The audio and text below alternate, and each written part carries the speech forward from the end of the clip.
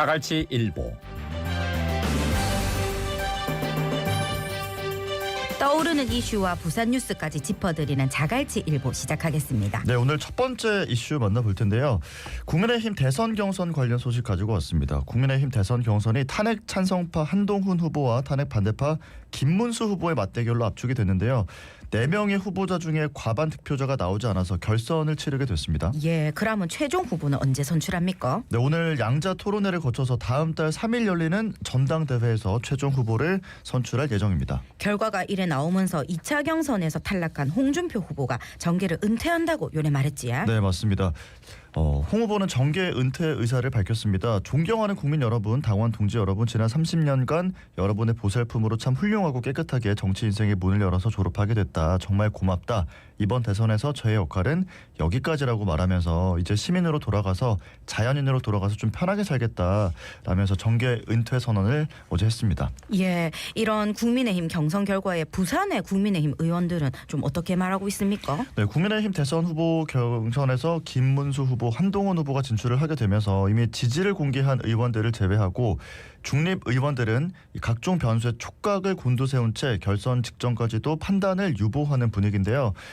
좀 짚어드리면 부산 의원의 절반은 이미 캠프를 선택했습니다. 부산 지역의 국민의힘 현역 의원이 총 17명인데 이 가운데 김문수 후보 캠프에는 박수영, 조승환, 김미애 의원이 합류했고 한동훈 후보 캠프에는 조경태, 정성국, 정현욱 의원이 중심축을 일찌감치 형성하는 모습이었습니다. 예, 홍준표 후보를 지지하던 의원들은 어찌 됐습니까? 그러면? 네, 2명의 의원이 있었는데요. 김대식, 백종원 의원은 2017년 당대표 시절 인연으로 캠프에 참여했지만 탈락 이후에는 추가 입장을 밝히지 않고 있습니다.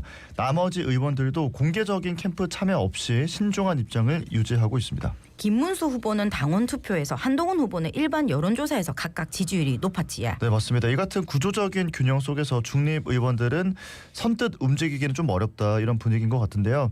한 부산 현역 의원은 두 후보 모두 강점이 뚜렷하기 때문에 어느 쪽을 선택하더라도 정치적인 부담이 있을 것 같다. 지금은 각 진영의 막판 전략, 여론 흐름을 지켜보면서 최종 판단을 유보하고 있다 이렇게 전했습니다. 예, 결선 구도에 가장 큰 영향을 줄 요소로 탈락한 홍준표, 안철수 후보의 지지층의 향방도 중요하겠는데, 예. 그러고 또 단일화 변수도 있지 않습니까? 네, 맞습니다. 일부 의원들 사이에서는 한덕수 대통령 권한대행과의 단일화 논의 가능성도 조심스럽게 거론되고 있는데요.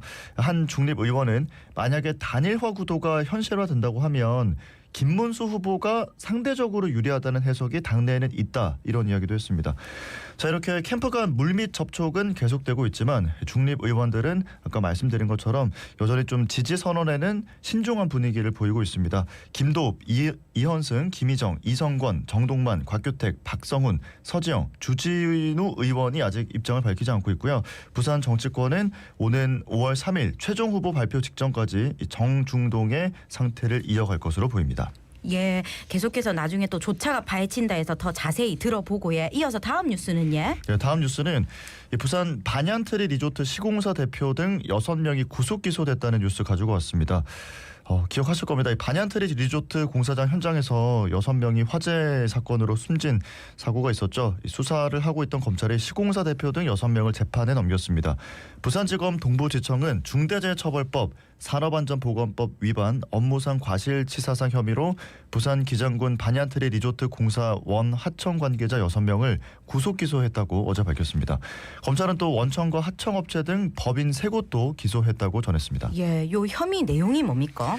자, 검찰은 원청 시공업체 박 회장, 박 대표는 소방공사가 완료되지 않은 상태에서 허위 감리 보고서를 제출해서 건물 사용 승인을 받은 혐의를 받고 있다고 밝혔고요.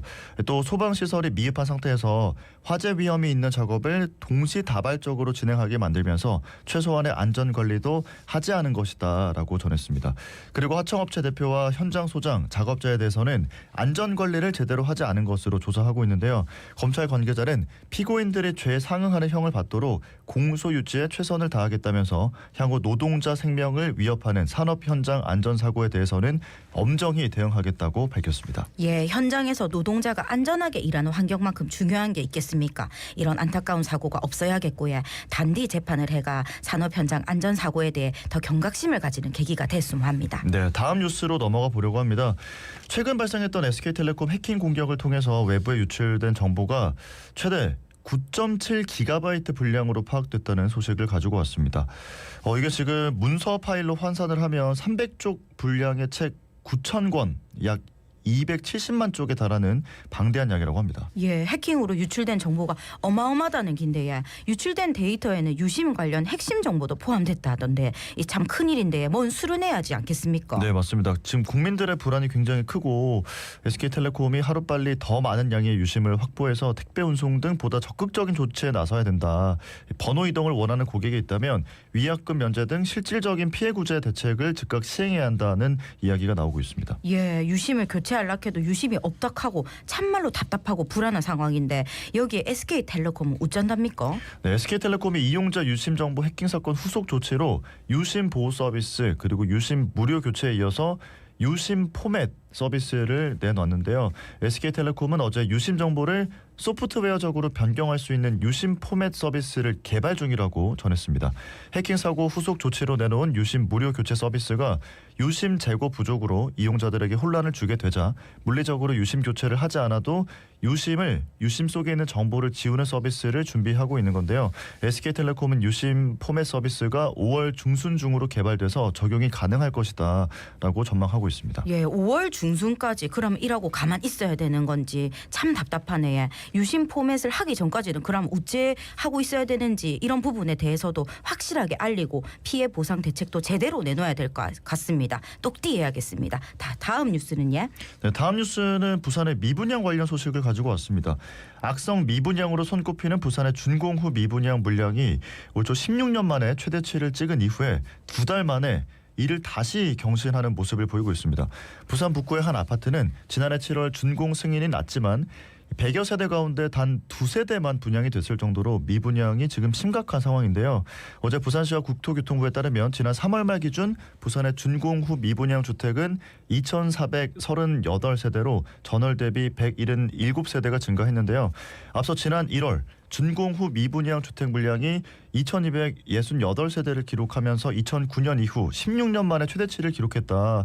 정말 심각하다 이런 얘기를 했었는데 2달 만에 이걸 또 넘어서게 된 겁니다. 예, 이래 집을 다 지어놓고 팔리지 않는 악성 미분양 문제가 부산뿐 아니라 전국적으로 심각한 문제라고 하던데 어쩝니까 그러면? 네, 말씀하신 것처럼 전국적으로도 지금 심각한 상황입니다. 전국의 준공 후 미분양은 25,117세대로 전월보다 5.9%가 늘었습니다.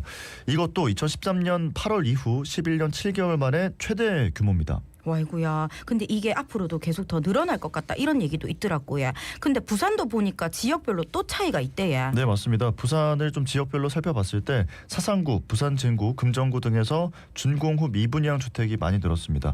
반면에 수영구나 해운대구는 이 미분양 물량이 좀 줄어드는 모양새를 보이고 있고요. 부산의 전체 미분양 물량은 4,489세대로 전월 대비 76세대가 줄었지만 여전히 그 규모나 수준은 유지를 하고 있습니다. 부산 지역 미분양 아파트는 지난해 7월 5,862세대로 11년 3개월 만에 최대치를 갈아치우는 모습이었는데요. 이후 소폭 줄기는 하고 있지만 여전히 4,000세대 중반으로 적신호가 켜져 있는 상황입니다. 예, 이런 상황이다 보니까 청약 경쟁률도 억수로 나타나대요. 네, 맞습니다. 올해 부산 지역 신축 아파트들의 청약 경쟁률이 1대1을 넘긴 단지는 단 한 곳도 없는 것으로 확인됐는데요. 이달 초 1순위 분양한 신규 단지들은 0.2에서 0.3대 1의 경쟁률로 분양 일정을 마감했습니다. 지금 조기 대선을 앞두고 분양 일정을 앞당겼던 일부 단지들도 시장 상황이 개선되지 않으니까 이대로 분양하는 게 맞냐 이런 고민에 빠져 있는 상황입니다. 예, 그러면 뭐 대책을 좀 세워야 되는 거 아닙니까? 네, 맞습니다. 지역 건설업계는 지방을 대상으로 다주택자 중과세 폐지, 미분양 주택 세제 지원 등이 시급하다는 입장을 밝히고 있는데요. 한국주택협회는 주택부문 정책 과제를 발간해서 지난 28일 국민의힘, 더불어민주당 등 주요 정당 대선 캠프와 국회, 정부 등에 공식 건의를 했습니다. 협회는 3단계 총부채 원리금 상환 비율 규제 완화, 또 도심주택 공급 강화를 위한 주택 정책적 설치, 정비사업 속도 제고, 또 민간 임대 등록제 제도입, 선분양 제한 완화 등도 함께 요구를 했는데요.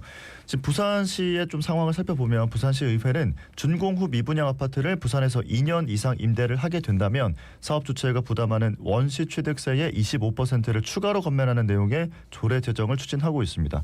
이게 다음 달 본회의에서 최종 가결된다면 부산에서 원시 취득세는 종전 혜택을 포함해서 최대 50% 경감될 수 있습니다. 예, 자갈치 아지매에서 부동산 관련 이슈 말씀해 주시는 동아대 부동산학과 강정규 교수님이 그러시대요. 이 준공 후의 미분양은 일반 미분양과 달리 공사비가 100% 투입된 상태라서 투자금과 대출금을 회수할 방법이 없어서 훨씬 위험하다고 하더라고요.